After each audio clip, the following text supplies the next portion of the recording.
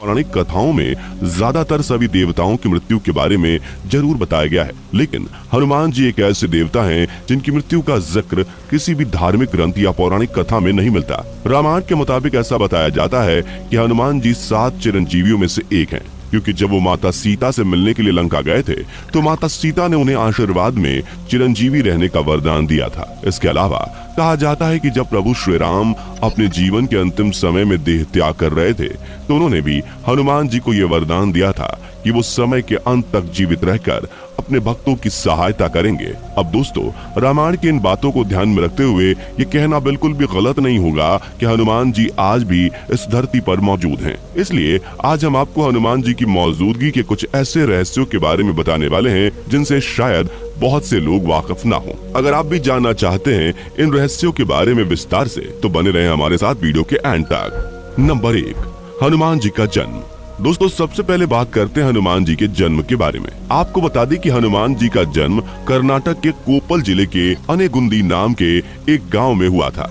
ये वही स्थान है जिसे रामायण काल में किष्किंधा के नाम से जाना जाता था, और कथाओं के अनुसार ऐसा बताया जाता है कि हनुमान जी का जन्म भगवान श्री राम के जन्म से पहले ही हो चुका था। भगवान श्री राम का जन्म 5114 ईस्वी पहले अयोध्या में हुआ था, और हनुमान जी का जन्म चैत्र मास की शुक्ल पूर्णिमा के दिन हुआ था। वैसे तो धार्मिक ग्रंथों के अनुसार हनुमान जी वानर राज केसरी और माता अंजनी के पुत्र थे, लेकिन ऐसा बताया जाता है कि जब माता अंजनी का विवाह होने के कई साल बाद भी उन्हें कोई संतान नहीं हुई थी तो पवन देव ने माता अंजनी को पुत्र प्राप्ति का आशीर्वाद दिया था, और इसी आशीर्वाद से माता अंजनी को हनुमान जी जैसा बलशाली पुत्र प्राप्त हुआ था। पवन देव के इसी आशीर्वाद के कारण हनुमान जी को पवन पुत्र के नाम से भी जाना जाता है। इसके अलावा दोस्तों, हनुमान जी भगवान शिव के 11वें रुद्र अवतार भी कहे जाते हैं। नंबर 2, कलयुग में हनुमान जी का निवास स्थान। दोस्तों, श्रीमद् भागवत पुराण के मुताबिक ऐसा बताया जाता है कि जब द्वापर युग बीतने के बाद कलयुग की शुरुआत हो रही थी, तभी से हनुमान जी ने एक पर्वत को अपना निवास स्थान बना लिया था। जी हाँ दोस्तों, हम बात कर रहे हैं गंधमादन पर्वत की। आपको बता दें कि गंधमादन पर्वत एक छोटा सा पर्वत है जो कि कैलाश पर्वत के उत्तर दिशा में पाया जाता है, और फिलहाल ये पर्वत तिब्बत के क्षेत्र में आता है। अगर आप इस पर्वत पर जाने के बारे में सोच रहे हैं तो हम आपको बता दें कि इस पर्वत पर पहुंचने के 3 रास्ते हैं, जिनमें से पहला रास्ता नेपाल से होते हुए मानसरोवर से होकर जाता है, दूसरा रास्ता भूटान के पहाड़ी इलाके से होकर जाता है, और तीसरा रास्ता चीन के पहाड़ी इलाकों से होता हुआ गंधमादन पर्वत तक जाता है। दोस्तों, गंधमादन पर्वत पर एक मंदिर भी है जिसमें हनुमान जी की मूर्ति के साथ साथ श्री राम जी की मूर्ति भी विराजमान है। नंबर 3, हनुमान जी ने गंधमादन पर्वत को ही क्यों चुना अपना निवास स्थान? दोस्तों, क्या आपने कभी सोचा है कि इस धरती पर हनुमान जी ने गंधमादन पर्वत को ही अपने रहने के लिए क्यों चुना? ऐसा बताया जाता है कि जब भगवान श्री राम का इस धरती पर से कार्यकाल समाप्त हो चुका था तो उन्होंने वापस बैकुंठ लोक जाने का फैसला किया। इसके बाद जब भगवान श्री राम वापस बैकुंठ लोक जाने के लिए सरयू नदी पर अपना देह त्याग कर रहे थे तो उन्होंने हनुमान जी को ये वरदान दिया था कि वो इस धरती पर समय के अंत तक जीवित रहेंगे, और इसके साथ साथ ये भी आदेश दिया कि वो कलयुग के अंत तक यहीं पर रहकर अपने भक्तों की मदद करेंगे।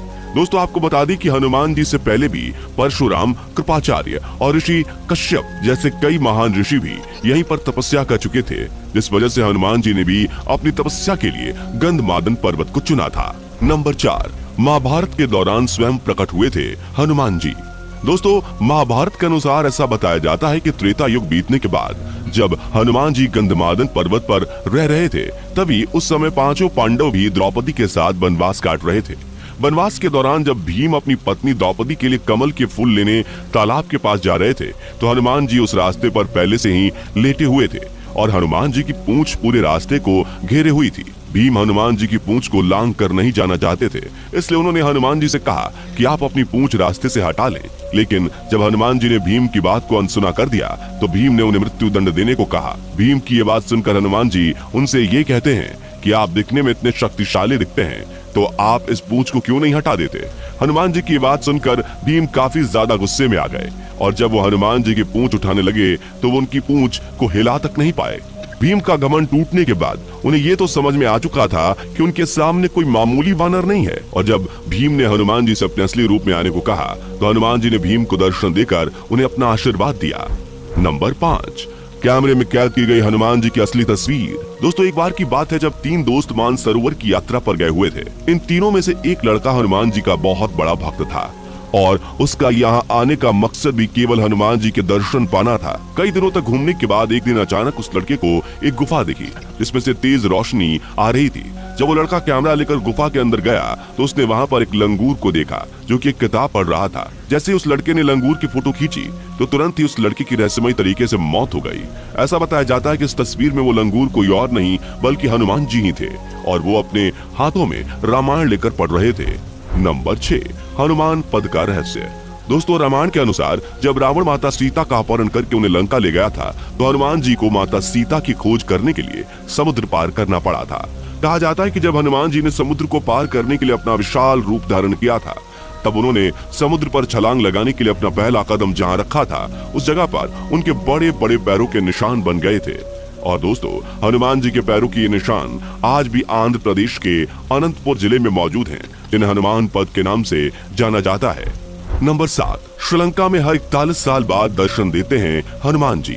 दोस्तों, ऐसा बताया जाता है कि श्री राम जी के देह त्यागने के बाद हनुमान जी कुछ समय के लिए श्रीलंका के जंगलों में रहे थे और वहां मतंग जनजाति के लोगों ने हनुमान जी की खूब सेवा भी की थी, जिसके बाद हनुमान जी ने भी उन लोगों की सेवा से प्रसन्न होकर उन्हें ब्रह्म ज्ञान की जानकारी दी और साथ ही साथ यह आशीर्वाद भी दिया कि वो हर 41 साल के बाद उन्हें और उनकी पीढ़ियों को ब्रह्म ज्ञान देने के लिए आते रहेंगे। रिपोर्ट के मुताबिक बताया गया है कि हनुमान जी ने मतंग जनजाति के लोगों को अपने आखिरी दर्शन 27 मई साल 2014 को दिए थे और अब वो अगली बार साल 2055 में आएंगे। नंबर 8, चाइना में मिले हनुमान जी के सबूत। दोस्तों, आपको जानकर हैरानी होगी कि चीन की संस्कृति में भी एक ऐसे देवता हैं जो कि हनुमान जी की तरह ही दिखते हैं और वो अपने हाथों में धातु की एक छड़ी यानी गदा लिए हुए हैं। आपको बता दें कि चीन के लोग इन्हें मंकी किंग के नाम से जानते हैं, जो कि हनुमान जी की तरह ही हवा में उड़ सकते थे और अपनी शक्तियों से राक्षसों का विनाश करते थे। चीन और भारत के देवता में काफी कुछ एक जैसा होने पर इतिहासकारों का मानना है कि मंकी किंग कोई और नहीं बल्कि हनुमान जी ही हैं। नंबर 9, श्रीलंका में मिली हनुमान जी की गदा। दोस्तों, अगर आपने रामायण देखी होगी तो आप जानते होंगे कि हनुमान जी हमेशा ही अपने साथ सोने की गदा लिए रहते थे और हाल ही में कुछ समय पहले श्रीलंका में भी खुदाई के दौरान सरकार को एक विशालकाय गदा देखने को मिली थी। आपको बता दें कि इस गदा का वजन 1000 किलो से भी ज्यादा था और ये पूरी की पूरी सोने से बनी हुई थी। पुरातत्व विभाग के लोगों का ऐसा मानना है कि ये विशालकाय गदा हनुमान जी की हो सकती है। नंबर 10, कैसे पा सकते हैं हनुमान जी के दर्शन। दोस्तों, क्या आपने कभी सोचा है कि अगर हम चाहें तो हनुमान जी के साक्षात दर्शन भी पा सकते हैं। कालतंतु कार्यचरंती एनर मरिष्णु निर्मुक्तेर कालित्वम अमरिष्णु, ये एक ऐसा मंत्र है जिसे हनुमान जी ने मतंग आदिवासियों को दिया था और इस मंत्र के जाप से हनुमान जी के दर्शन किए जा सकते हैं। हालांकि ये बात कितनी सत्य है इसका कोई प्रमाण नहीं है। तो दोस्तों, ये था हनुमान जी के बारे में कुछ ऐसे रहस्य जिन्हें जानने के बाद आपको भी यकीन हो गया होगा कि हनुमान जी आज भी इस धरती पर मौजूद हैं। जाने से पहले वीडियो को लाइक शेयर जरूर करें और ऐसी ही और वीडियोस के लिए चैनल को सब्सक्राइब करके बेल नोटिफिकेशन को भी जरूर ऑन कर ले। धन्यवाद।